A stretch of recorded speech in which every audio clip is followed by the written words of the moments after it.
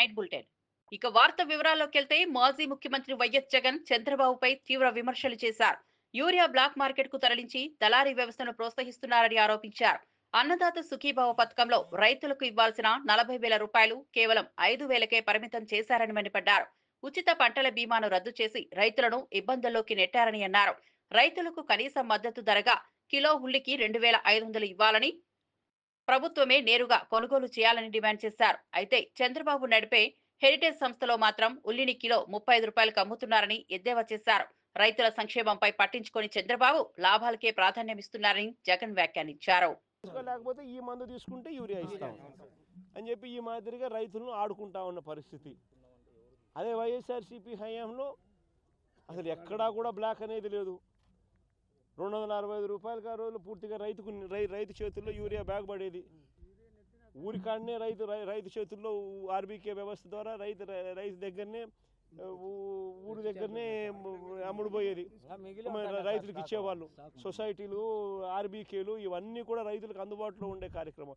ఈరోజు సొసైటీలు లేవు, ఆర్బీకేలు లేవు. అన్ని వీళ్ళ ద్వారా సప్లై చేస్తే గవర్నమెంట్లో ఉన్న పెద్దలకు కమిషన్లు రావు అని చెప్పి బ్లాక్ మార్కెట్ని దగ్గరుండి వీళ్ళే ఎంకరేజ్ చేస్తూ ఉన్నారు. వీళ్ళే దళారీ వ్యవస్థను ప్రోత్సహిస్తూ ఉన్నారు. వాళ్ళ దగ్గర నుంచి వీళ్ళే కమిషన్లు తీసుకుంటా ఉన్నారు.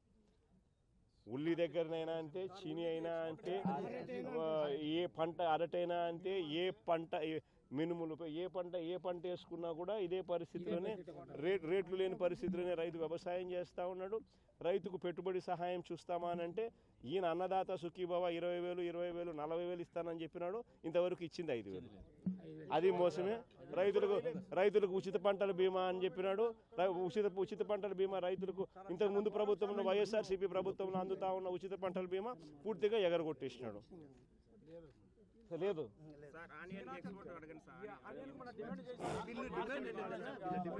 ఎట్టి పరిస్థితుల్లోనూ రైతుల దగ్గర నుంచి కనీసం అంటే రైతులకు 2,500 రూపాయలు కనీసం అంటే ఇచ్చి రైతుల దగ్గర నుంచి కొనుగోలు చేసే కార్యక్రమం జరగాల.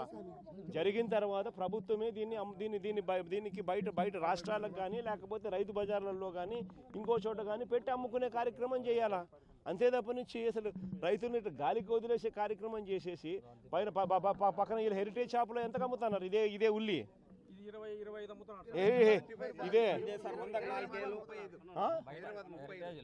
ఇదే హెరిటేజ్లో ఎంతకు అమ్ముతున్నారు? ఇదే హెరిటేజ్లో వీళ్ళు అమ్మేది ఎంత రేటుకి అమ్ముతారు? కేజీ 35 రూపాయలకు అమ్ముతారు. రైతుకి ఇచ్చేదేమో 6 రూపాయలు, 8 రూపాయలు. హెరిటేజ్లో ఏమో 35 రూపాయలకు అమ్ముతున్నారు. మరి ఎందుకు ఇదే రైతుకు 25 రూపాయలన్నా కనీసం ఇచ్చి కూడా 35 రూపాయలకు అమ్ముకోవచ్చు కదా, ఒక రవ్వ లాభాలు తగ్గించుకొని.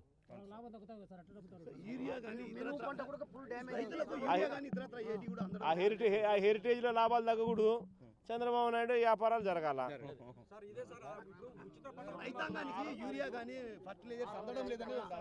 అదే బాగా చెప్పేది. దగ్గరుండి బ్లాక్ మార్కెటింగ్ ఈయనే ప్రోత్సహిస్తా ఉన్నాడు. ఆర్బీకేలకు ఎందుకు కోటా ఇవ్వడం లేదు? పిఎస్సీలకు ఎందుకు సొసైటీలకు కోటా ఇవ్వడం లేదు? వాటి ద్వారా ఆ గ్రామాలకు ఎందుకు నువ్వు సప్లై చేయలేకపోతా ఉన్నావు? కారణం ఏంటంటే నువ్వే దగ్గరుండి బ్లాక్ మార్కెటింగ్ ప్రోత్సహించి నువ్వు కూడా కమిషన్లు తీసుకుంటా ఉండవు. ఇదే జరుగుతూ ఉంది.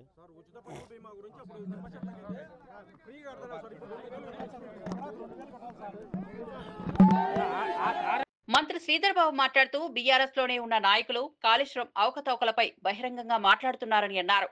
ఇంతటి భారీ ప్రాజెక్టులో జరిగిన అవినీతిపై సిబిఐ దర్యాప్తు తప్పనిసరి అని స్పష్టం చేశారు. విచారణపై తమకు సంపూర్ణ నమ్మకం ఉందని, తప్పు చేసిన వారికి ఖచ్చితంగా శిక్ష తప్పదని ధృవీకరించారు. కేసీఆర్, హరీష్ రావుల పాలనలో కాళేశ్వరం ప్రాజెక్టు అడ్డదిడ్డంగా నిధులు ఖర్చు చేసి ప్రజల డబ్బును దోచుకున్నారని మండిపడ్డారు. సాక్ష్యాధారాలు అన్నీ ఉన్నాయని, అవినీతి ఎంతవరకు జరిగిందో విచారణలో బయటపడుతుందని అన్నారు. రైతులకు నీళ్లు అందించాల్సిన ప్రాజెక్టును బంధువులు, కాంట్రాక్టర్ల లాభాల కోసం ఉపయోగించారని విమర్శించారు. ప్రజలకు న్యాయం జరిగేలా కఠిన చర్యలు తీసుకుంటామని మంత్రి స్పష్టం చేశారు. అసెంబ్లీలో అందరు సభ్యులకు అవకాశం ఇచ్చి కాళేశ్వరం ప్రాజెక్టుకు సంబంధించిన అవకతవకల విషయంలో అవకాశం ఇచ్చి ఒక నిర్ణయం తీసుకున్నది. పీసీ ఘోష్ గారి నివేదిక ఉందో మీరందరూ కూడా స్పష్టంగా మీ చేతిలో కూడా ఉంది. ఎవరు దాంట్లో తప్పు చేసిండ్రు, ఏ విధంగా తప్పు చేసిండ్రు, అధికారులు, అనధికారులు, ఆనాడున్న మరి ప్రభుత్వానికి సంబంధించిన పెద్దలు ఏ విధంగా తప్పు చేసిండ్రు, తప్పు కారకులు ఎవరు అని వారు స్పష్టంగా చెప్పడం జరిగింది. ఆనాడు ఇప్పుడు వారు మాట్లాడుతూ ఉన్నారే, ఏ పార్టీలో ఉండే, ఈరోజు ఏ పార్టీలో ఉన్నారు, వారందరి సంబంధించిన అంశం అది. ఇప్పుడు సిబిఐ ఎంక్వైరీ అయింది కనుక మేము పూర్తి స్థాయిలో నమ్మకం ఉంది, విచారణ పూర్తి స్థాయిలో జరుగుతుందని, ఖచ్చితంగా జరుగుతుందని, తప్పకుండా దోషులు కఠినంగా శిక్షిస్తుందని. కాళేశ్వరం ప్రాజెక్ట్ అవకతవకల కేసులో హైకోర్టు కీలక ఆదేశాలు జారీ చేసింది. జస్టిస్ పిషి ఘోష్ కమిషన్ నివేదిక ఆధారంగా సిబిఐ దర్యాప్తు చేపట్టరాదని స్పష్టం చేసింది. కేసీఆర్, హరీష్ రావు దాఖలు చేసిన పిటిషన్లపై విచారణ జరిపిన హైకోర్టు ఈ ఉత్తర్వులు జారీ చేసింది. నివేదికపై మాత్రమే ఆధారపడి విచారణ కొనసాగిస్తే న్యాయం దూరం అవుతుందని వ్యాఖ్యానించింది. ఈ ఆదేశాలతో కాళేశ్వరం కేసులో కొత్త మలుపు తిరిగింది. ప్రభుత్వం సిబిఐకి కేసు అప్పగించినప్పటికీ హైకోర్టు ఆంక్షలతో విచారణ దిశపై అనుమానాలు వ్యక్తమవుతున్నాయి. ఇప్పటికే రాజకీయ స్థాయిలో ఆరోపణలు, ప్రత్యుత్తరాలు జరుగుతుండగా ఇప్పుడు హైకోర్టు తీర్పుతో మరింత చర్చనీయాంశంగా మారింది. That no further action on the findings of the report. CBI inquiry has not yet started. CBI inquiry on what basis has not yet been decided. Right now it is only a case of the Government of Telangana requesting CBI to inquire. That is all it is. It has not gone further. But it has been made clear by the order of court that the government is directed not to take any further action on the Commission of Inquiry report. Government, if there is a case for CBI which involves CBI involvement, if there is any case, they can always go. But right now, from what it appears even from the GO, the only finding which is the real finding on which they are trying to go to CBI is only based on the report. If there is anything else, that is always open, and that's a different case. That is not this case. In this case, we are saying that the Commission of Inquiry finding is wrong and should be quashed. And we are only concerned with the Commission of Inquiry, and the court has now directed that no further action will be taken on the findings of the Inquiry Commission. He is saying, he will argue, I can't comment on it. All I can tell you is that the notification itself referring to CBI refers to the report. That's all I can say as a fact. Yes, of course, this is what we have been asking from the beginning. We moved court challenging the report, and we said that till the court hears it, no action should be taken on the report. And we are glad that today the Honorable High Court has said no action will be taken on the report till the hearing of the case. Thank you. దివంగత ముఖ్యమంత్రి YS Rajasekhara Reddy 16వ వర్ధంతి సందర్భంగా MLC Dubbada Srinivas ఘనంగా నివాళులు అర్పించారు. హైదరాబాద్ లో మహానేత వైఎస్ఆర్ చిత్రపటానికి పూలమాలలు వేసి గౌరవం తెలిపారు. ఆయన ప్రజలకు అందించిన సంక్షేమ పథకాల ప్రస్తావన చేశారు. ముఖ్యంగా ఆరోగ్యశ్రీ, ఫ్రీజ్ రియంబర్స్మెంట్ వంటి పథకాల ద్వారా పేదలకు చేయూతనిచ్చిన వైఎస్ఆర్ శాశ్వతంగా ప్రజల గుండెల్లో నిలిచిపోయారని కొనియాడారు. ప్రజల మనసు గెలిచిన నిజమైన ప్రజానాయకుడు వైఎస్ఆర్ అని, అలాంటి నేతను కోల్పోవడం రాష్ట్రానికి తీరని లోటు అని అన్నారు. రాజన్న కుటుంబానికి జీవితాంతం రుణపడి ఉంటారని దువ్వాడ శ్రీనివాస్ భావోద్వేగంగా వ్యాఖ్యానించారు. వరకు జరిగిన పాదయాత్రలో ప్రత్యేక పాత్ర వహించాను. ప్రతిరోజు ఆయనతో ఉన్నటువంటి అనుబంధాలు. ఆ తర్వాత నన్ను జిల్లాకు పరిచయం చేసి, నన్ను జిల్లా పరిషత్ వైస్ చైర్మన్ని చేసి, రాజకీయంగా దశ దిశ అన్నీ నాకు నేర్పించినటువంటి మహానుభావుడు డాక్టర్ వైఎస్ రాజశేఖర రెడ్డి గారు. వైఎస్ రాజశేఖర రెడ్డి అంటేనే ఒక ఆరోగ్యశ్రీ, వైఎస్ రాజశేఖర రెడ్డి గారు అంటేనే ఒక ఫీజు రియంబర్స్మెంట్. రైతు బాంధవుడు ఈ రాష్ట్రంలో, దేశంలో ఎవరైనా ఉన్నారంటే డాక్టర్ వైఎస్ రాజశేఖర రెడ్డి గారు. మనందరి దురదృష్టం, అంతటి మహానుభావుడు మనందరి మధ్యలో నుంచి అదృశ్యం అవటం. చాలా నష్టాలు జరిగినాయి. ఒక్క రాజశేఖర రెడ్డి గారు లేకపోవటం వల్ల తెలుగువారికి చాలా అన్యాయాలే జరిగినాయి. ఈ రోజుకు కూడా సర్దుకోలేకపోతున్నాం. ఈ రోజుకు కూడా చాలా ఇబ్బందులు ఎదుర్కొంటున్నాం. ఆ మహానుభావుడు ఆశీస్సులు అందరికీ ఉండాలని, స్వర్గస్థుడైనటువంటి డాక్టర్ వైఎస్ రాజశేఖర రెడ్డి గారు ఈ భూమి మీద ఉండే ప్రతి ఒక్కరికి వారి ఆశీస్సుల ద్వారా మంచి ప్రభుత్వాలు ఏర్పడే విధంగా, వాటి ద్వారా మేలు జరిగే విధంగా ఆశీర్వదించాలని మరి పెద్ద ఆయనకి నేను కోరుకుంటూ, ఈరోజు వారితో ఉన్నటువంటి స్మృతులన్నీ కూడా ప్రతి క్షణం కూడా ఒకసారి గుర్తుకు తెచ్చుకుంటున్నాం. జై వైఎస్ఆర్. నమస్కారం. ఎంపీ మిథున్ రెడ్డిపై అక్రమంగా కేసులు పెట్టారని మాజీ మంత్రి పేర్ని నాని ఆరోపించారు. వేధింపు కేసులు, తప్పుడు ఆరోపణలతో అరెస్ట్ చేయడం సిగ్గుచేటన్నారు. నిజంగా మిథున్ రెడ్డి తప్పు చేసి ఉంటే ఇంతకాలం ఒక్కరోజు కూడా కస్టడీకి ఎందుకు పిలవలేదని ప్రశ్నించారు. రాజకీయ కక్షతోనే కేసులు సృష్టించారని ఆరోపించారు. ఈ అక్రమ అరెస్టుతో మిథున్ రెడ్డి ఏమాత్రం కుంగిపోరని, పోరాట స్ఫూర్తితో నిలుస్తారని నాని ధైర్యం చెప్పారు. తమకు న్యాయస్థానాలపై పూర్తి విశ్వాసం ఉందని, త్వరలోనే మిథున్ రెడ్డి నిర్దోషిగా బయటకు వస్తారని ధీమా వ్యక్తం చేశారు. వైఎస్ఆర్సీపీ నాయకులను అనగదొక్కడమే లక్ష్యంగా కూటమి ప్రభుత్వం వ్యవహరిస్తోందని విమర్శించారు. కేసు కేవలం పెద్దిరెడ్డి రామచంద్రారెడ్డి గారి మీద మానసిక వేధింపుల కోసమే, మానసికంగా భౌతికంగా పెద్దిరెడ్డి గారిని ఏమీ చేయలేక మానసికంగా పెద్దిరెడ్డి రామచంద్రారెడ్డి గారిని వేధించటం కోసమే, కుంగదీయటం కోసమే ఈ అరెస్టు తప్పితే నిజంగా ఇందులో మిథున్ రెడ్డి గారు కనుక నేరం చేసి ఉంటే ఒక్కరోజున్నా కస్టడీకి పిలిచారా? తోటి ముద్దాయిలు చెప్పినటువంటి కేవలం మౌఖిక వాంగ్మూలం ద్వారా ఈయన్ని ముద్దాయిగా తీసుకొచ్చి ఇక్కడ పెట్టడం జరిగింది. లోపల ఉంచుకున్నంత మాత్రాన మిథున్ రెడ్డి అనేటువంటి ఆయన కుంగిపోయేది లేదు, భయపడేది లేదు. బయటకు వచ్చిన తర్వాత అంటే మెరిట్స్ ప్రకారం కోర్టుల్లో న్యాయాన్ని నమ్ముకున్నాం, మేము కోర్టులను నమ్ముకున్నాం. ఈ రోజుకి కోర్టుల మీద మాకు నమ్మకం ఉంది. ఖచ్చితంగా వాళ్ళకైతే వారానికో 10 రోజులకో ఎప్పటికోప్పటికి మీ తప్పుడు కేసులు ఇరికిచ్చిన దాంట్లోంచి బయటికి రావడం ఖాయం. వచ్చిన తర్వాత మిథున్ రెడ్డి ఏ రకంగా పనిచేస్తాడో, ఎంత ఉత్సాహంగా పనిచేస్తాడో, మీకు రాజకీయంగా ఎన్ని చుక్కలు చూపించాలో చూద్దరు. కానీ కంగారేం లేదు. మీ రాజకీయాన్ని తుదముట్టించే రోజు, మీ ప్రభుత్వానికి చరమగీతం పాడే రోజు మరొక 3 సంవత్సరాల్లో తేవటానికి మూలకారకులు తండ్రి కొడుకులు అవుతారనేది కూడా మీరు రుచి మీకు హెచ్చరిక చేస్తున్నాం. కర్నూలు ఎంపీ మల్లు రవి గాంధీభవన్లో మీడియాతో మాట్లాడారు. రాష్ట్ర జాతీయ రాజకీయ పరిణామాలపై స్పందించారు.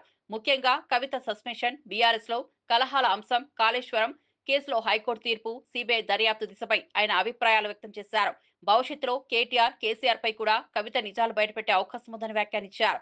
కవిత సస్పెన్షన్ బీఆర్ఎస్ కు అంతర్గత విషయం అయినప్పటికీ పార్టీ పతనానికి ఇది ఆరంభం అవుతుందని అన్నారు. కాంగ్రెస్ పార్టీతో కవితకు ఎలాంటి సంబంధం లేదని ఆయన స్పష్టం చేశారు. సుదర్శన్ రెడ్డి గారు, జస్టిస్ సుదర్శన్ రెడ్డి గారు వైస్ ప్రెసిడెంట్ క్యాండిడేట్గా ఉన్నటువంటి వ్యక్తి కూడా, ఆయన కూడా నక్సలైట్లని సపోర్ట్ చేస్తున్నారని స్టేట్మెంట్ ఇవ్వటం జరిగింది. నేను పండిత్ సంజయ్ గారికి విజ్ఞప్తి ఏం చేస్తున్నానంటే, రేవంత్ రెడ్డి గారు ఇచ్చిన స్టేట్మెంట్ను కానీ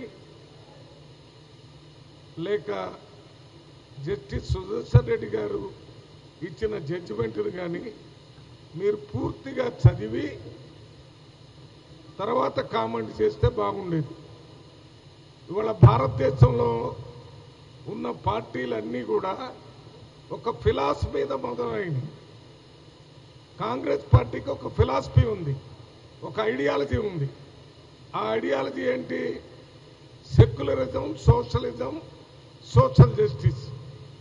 ఇది Congress party philosophy or ideology. అదే బీజేపీ నాన్ సెక్యులర్,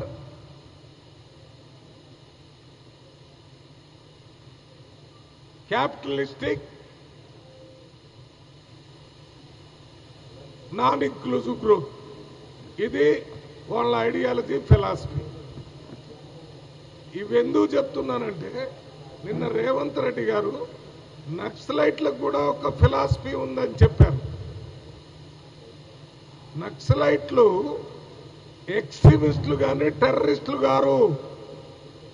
నక్సలైట్లు వారి ఫిలాసఫీని అమలు చేయటానికి భారత రాజ్యాంగానికి లోబడి కాకుండా భారత రాజ్యాంగాన్ని దాటి హింసాత్మకంగా అయిన వారి ఫిలాసఫీని అమలు చేయాలనేటటువంటి ఆలోచనతో నక్సలైట్లు పనిచేస్తున్నారు. కానీ నక్సలైట్లు బేసిక్ ఫిలాసఫీ ఏంటి? భారతదేశంలో ఉన్న ప్రతి పౌరుడికి స్వతంత్ర ఫలాలు అందాలని, పేదలకి అదే రకంగా ధనవంతులకి మధ్య తేడా తగ్గిపోవాలని ప్రజలందరూ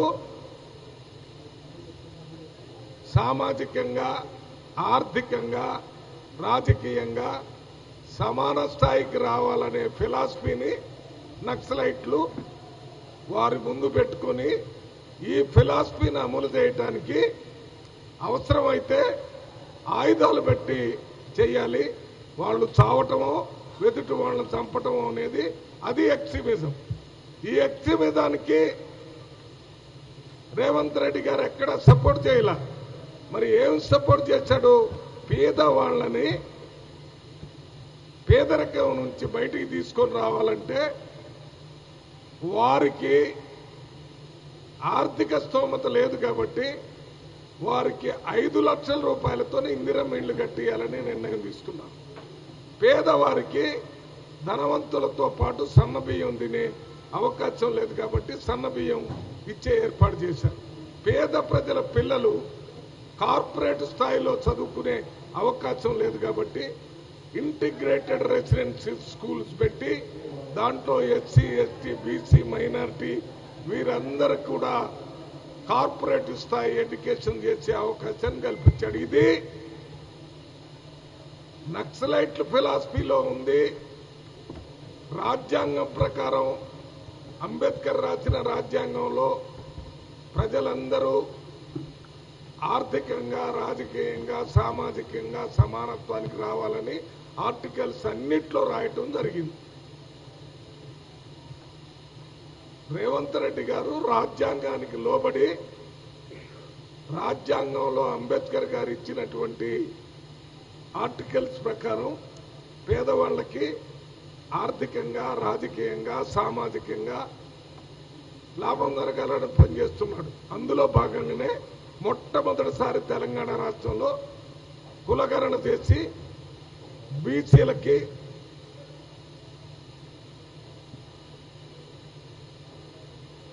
కులగణన చేసి బీసీలకి 42% ఇవ్వాలని చెప్పినటువంటి నాయకుడు రేవంత్ రెడ్డి గారు. ఇది నక్సలైట్లు చెప్పారు కాబట్టి మేము చేయకూడదు, నక్సలైట్లు ఇండ్లు ఇవ్వాలి పేదవాళ్ళ కంటే మేము చేయకూడదు, నక్సలైట్కి చదువుకునే కార్పొరేట్ వ్యవస్థ ఇవ్వమన్నారు మనం చేయకూడదని కాకుండా వారికి అందరికీ చేస్తున్నాడు. ఆయన చెప్పింది ఫిలాసఫీ. రాష్ట్రానికి నిన్న ఒక్కరోజే 9,000 మెట్రిక్ టన్నుల యూరియా వచ్చిందని మంత్రి తుమ్మల నాగేశ్వరరావు తెలిపారు. ఇవాళ మరో 5,000 మెట్రిక్ టన్నులు రాబోతున్నాయని అన్నారు. వచ్చే వారం రోజుల్లో 27,000 మెట్రిక్ టన్నులు రైతులకు అందేలా చర్యలు తీసుకుంటున్నట్లు వెల్లడించారు. యూరియా కొరత వల్ల రైతులు ఇబ్బంది పడకుండా తక్షణమే చర్యలు తీసుకుంటున్నామని భరోసా ఇచ్చారు. పంటలకు ఎరువులు అందక ఇబ్బందులు ఎదురుతున్న నేపథ్యంలో 5 రోజుల్లో పంట నష్టంపై సర్వే పూర్తి చేయాలని అధికారులు ఆదేశించామని తెలిపారు. రైతుల పక్షాన ప్రభుత్వం అండగా ఉంటుందని తుమ్మల స్పష్టం చేశారు.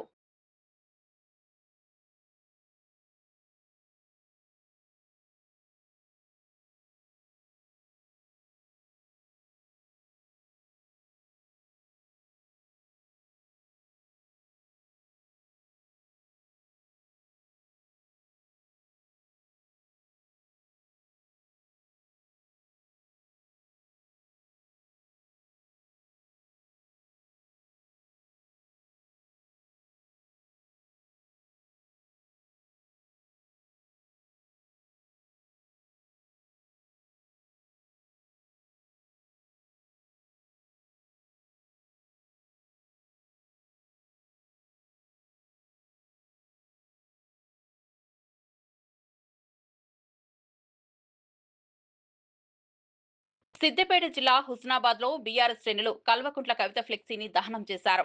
మాజీ మంత్రి హరీష్ రావుపై కవిత చేసిన వ్యాఖ్యలను ఖండిస్తూ ఈ చర్య చేపట్టారు. కవిత వ్యాఖ్యలు పార్టీ సీనియర్ నేతలను అవమానించడమేనని ఆరోపించారు. బీజేపీ నాయకులకు కవిత అమ్ముడుపోయారని విమర్శించారు. తమ పార్టీ నేతలను కించపరిచే వ్యాఖ్యలను ఎట్టి పరిస్థితుల్లోనూ సహించబోమని హెచ్చరించారు. బీఆర్ఎస్ పార్టీ ప్రతిష్టను కాపాడేందుకే ఈ నిర్ణయం తీసుకున్నామని కార్యకర్తలు చెప్పారు.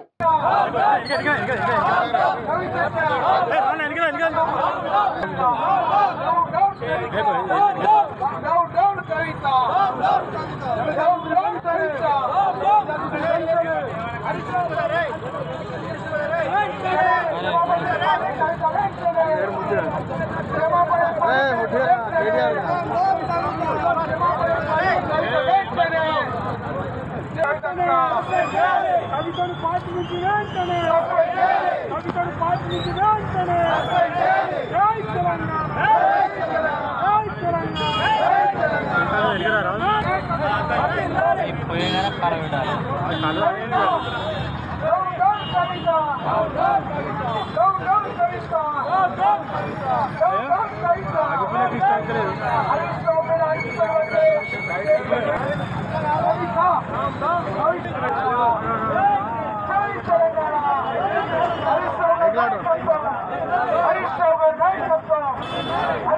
కవితను బీఆర్ఎస్ నుంచి సస్పెండ్ చేయడం వెనుకున్న కారణాలను ఎమ్మెల్యే పల్లా రాజేశ్వరరెడ్డి వెల్లడించారు. కాంగ్రెస్ ట్రాప్ లో పడి ఆమె పార్టీ సీనియర్ నేతలపై ఇష్టం వచ్చినట్లు మాట్లాడుతున్నారని అన్నారు. పార్టీ వ్యతిరేక కార్యకలాపాలు చేస్తే కన్న కూతురైనా దగ్గర బంధువైనా సమానమేనని కేసీఆర్ సందేశం ఇచ్చారని వివరించారు. కాంగ్రెస్ పార్టీ కల్వకుంట్ల కుటుంబంలో చిచ్చు పెట్టిందని, చాలా బాధతోనే కేసీఆర్ ఈ నిర్ణయం తీసుకున్నారని తెలిపారు. చంద్రశేఖరరావు గారి ఆదేశం మేరకు పార్టీ ఎమ్మెల్సీగా ఉన్న కవిత గారు గత కొన్ని రోజులుగా పార్టీ వ్యతిరేకంగా మాట్లాడుతున్న కాంగ్రెస్ పార్టీ ఉచ్చులో పడడం, కాంగ్రెస్ పార్టీ చెప్పినట్లే నడుచుకోవడం, పార్టీ సీనియర్ నాయకుల మీద అనవసరమైన బాధ్యతారహితమైన ప్రకటనలు చేయడం, పార్టీ యావత్తు నాయకులు కార్యకర్తలు ఆందోళనకు గురి కావడం, 60 లక్షల మంది సభ్యులు కలిగి ఉన్న భారత రాష్ట్ర సమితిలో ప్రతి ఒక్కరికి కూడా వారికి ఎంత హక్కు ఉన్నదో అంతే హక్కు ఉంటుంది. కాబట్టి అలా భారత రాష్ట్ర సమితి కార్యకర్తల యొక్క మనోభావాలు దెబ్బతినకుండా ఉండాలని వారి ఆందోళన గమనించి ఇలా యావత్తు పార్టీ ర్యాంక్ అండ్ ఫైల్ కోరుకునే విధంగా ఇవాళ భారత రాష్ట్ర సమితి నుండి కల్వకుంట్ల కవిత గారిని సస్పెన్షన్ చేస్తూ ఆర్డర్స్ ఇవ్వడం జరిగింది. ఇది యావత్తు రాష్ట్ర పార్టీ యంత్రాంగం బాధతో తీసుకున్న నిర్ణయమైనా పార్టీకి ఆందోళన కలిగించే విధంగా, పార్టీని కించపరిచే విధంగా తీసుకున్న నిర్ణయాన్ని మొత్తం నాయకులు కార్యకర్తలు చెప్పిన దాన్ని కేసీఆర్ గారు విన్న తర్వాత కేసీఆర్ గారు సస్పెండ్ చేస్తూ నిర్ణయం తీసుకోవడం జరిగింది. ఈ నిర్ణయంతో పార్టీ అనేదే ముఖ్యం. పార్టీ ముందు తన కూతురైనా దగ్గర బంధువులైనా ఎవరైనా కూడా సమానమే అని చెప్పేసి ఈరోజు చెప్పడం జరిగింది. కాంగ్రెస్ పార్టీకి అలవాటు భారతదేశంలో ఇప్పటి వరకు అనేక ప్రాంతీయ పార్టీలలో కుటుంబాలలో చిచ్చు పెట్టింది కాంగ్రెస్ పార్టీ.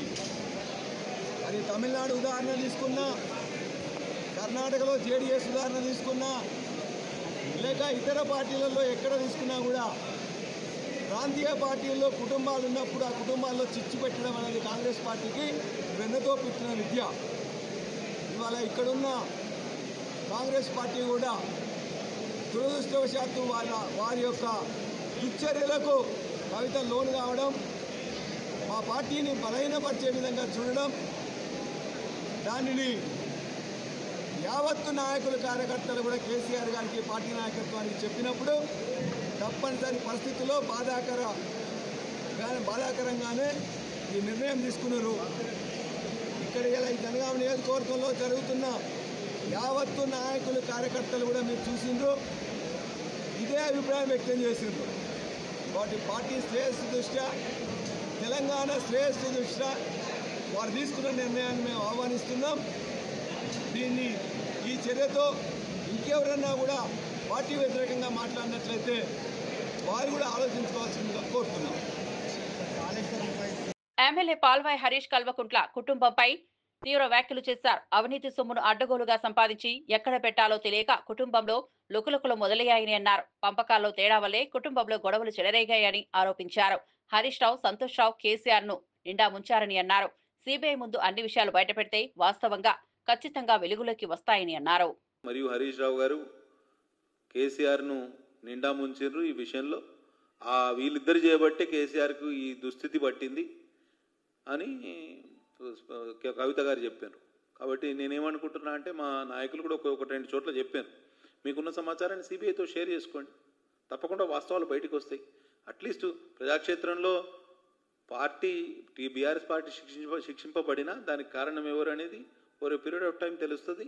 అవినీతికి పాల్పడిన వాళ్ళే ఎంతటి వారైనా వారిని ఉపేక్షించవద్దని సిబిఐని కోరుతున్నా. ఇవాళ ఐ థింక్ కన్సెంట్ కూడా ఇచ్చినట్టుంది రాష్ట్ర ప్రభుత్వం. కాబట్టి పూర్తి స్థాయిలో సిబిఐ ఎంక్వైరీ జరిగితే వాస్తవాలు బయటకు వస్తాయని నేను ఆశిస్తున్నాను. చంద్రబాబు చేయనివి చేసినట్లు ఎల్లో మీడియాలో ప్రచారం చేసుకుంటున్నాయని వైఎస్ఆర్సీపీ స్టేట్ కోఆర్డినేటర్ సజ్జల రామకృష్ణారెడ్డి అన్నారు. అసెంబ్లీలో మందబలం ఉపయోగించి తమ పార్టీ నేతలను మాట్లాడనీయకుండా చేసి తర్వాత సవాలు విసరడం దారుణమని మండిపడ్డారు. నిజంగా ధైర్యం ఉంటే వైఎస్ఆర్ కాంగ్రెస్ పార్టీకి ప్రతిపక్ష హోదా ఇవ్వాలని డిమాండ్ చేశారు. తమ 11 మంది ఎమ్మెల్యేలు కూటమికి దీటుగా నిలబడతారని తెలిపారు. ప్రజలతోనే తాము ఉన్నామని, చంద్రబాబు సూపర్ 6 వైఫల్యాలను బహిర్గతం చేస్తామని సజ్జల స్పష్టం చేశారు. ఇప్పుడు ఎల్లో మీడియాను ఎట్లయితే పెట్టుకొని ఒక కోటలాగా రోజు దాంట్లో నువ్వు చేయనివి చేసినట్టు, లేదా నువ్వు బ్రహ్మాండమైన విజనరీ అయినట్టు, భూతల స్వర్గం ఏపీ చేసినట్టు రాయించుకుంటున్నావు కదా అబద్ధాలు. ఆ ప్రచారంలాగే అసెంబ్లీలో కూడా నీ మందబలం ఉపయోగించి చూడు నన్ను క్వశ్చనే చేయలేకపోయారు, అందువల్ల నేను బ్రహ్మాండంగా ఉన్నట్టు లెక్క అని చెప్పి నీ అంతటి నువ్వు సూత్రీకరణ చేద్దామని నువ్వు అనుకుంటాను. అందుకోసం పొద్దుపోయిన సవాలు వేసినావు. సో నీకు దమ్ముల ధైర్యం ఉంటే అక్కడన్నా ఇవ్వు, ప్రతిపక్ష హోదా ఇచ్చివు, జగన్మోహన్ రెడ్డి గారు వస్తారు, బ్రహ్మాండంగా నేను నిలదీస్తారు, మా 11 మంది మీ 160 మందికి దీటుగా కూడా నిలబడతారు. లేదా నువ్వు సుపరిపాలనకు సంవత్సరం అని ప్రకటించి ఇంటింటికి వస్తారని 10 ఇళ్ళు కూడా తిరగలేకపోయినారు చూడు మీ నాయకులు ఎమ్మెల్యేలు. ఇప్పుడు అదే పని ఇంటింటి దగ్గరికి పోండి, అక్కడ మిమ్మల్ని ఒకరో ఉండి జనమే ఎట్లా వెంటబడి పడతారో తెలుస్తుంది, అక్కడైనా తెలుస్తుంది. అసెంబ్లీనా ప్రజాక్షేత్రమా?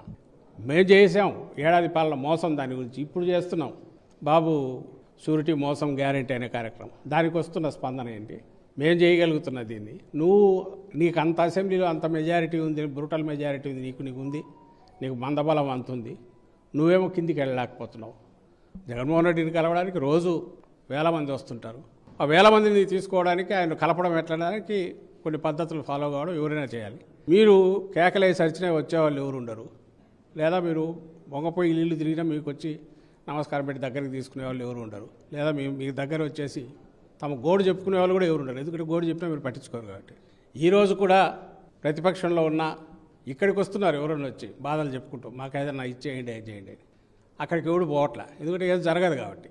అలాంటి మీదికు జగన్మోహన్ రెడ్డి గారికి పోలిక. ఊరికి అనవసరంగా ఏదో అంటాడు లేపి తన్నించుకోవడం అంటే లోకేష్ ఆయన చేస్తున్న పని అలాంటిదే.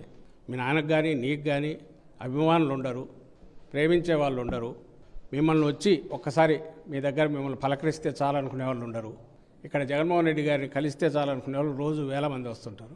ఎమ్మెల్యే వేముల వీరేశం మాట్లాడుతూ బీఆర్ఎస్ నేతల్లో ఎనలేని భయం మొదలైందని అన్నారు. ప్రాణహిత, చేవెళ్ల ప్రాజెక్టుల విషయంలో వైఫల్యం బహిర్గతమవుతోందని వ్యాఖ్యానించారు. అవగాహన ఉన్నప్పటికీ కేసీఆర్ ప్రాజెక్టును అడ్డదిడ్డంగా చేపట్టి అవినీతి జరిగేలా చేశారని అన్నారు. ఇప్పుడు సిబిఐ దర్యాప్తు, హైకోర్టు తీర్పులతో బీఆర్ఎస్లోని నేతలు భయపడుతున్నారని విమర్శించారు. ప్రజల డబ్బులు దుర్వినియోగం చేసిన వారికి తగిన శిక్ష తప్పదని స్పష్టం చేశారు. పైచిలుకు కిలోమీటర్లు తెలంగాణ ప్రవహిస్తున్నప్పుడు ఇలా ప్రాణహిత చేవెళ్ల దగ్గర ప్రాజెక్టు కడితే ఒక్క లిఫ్ట్తో వచ్చేటువంటి ప్రాజెక్టును నువ్వు 9-10 లిఫ్ట్ల కోసము కింది నుంచి పైకి ఎత్తివేసేటువంటి కార్యక్రమాన్ని నువ్వు ఎందుకు చేపట్టినావు?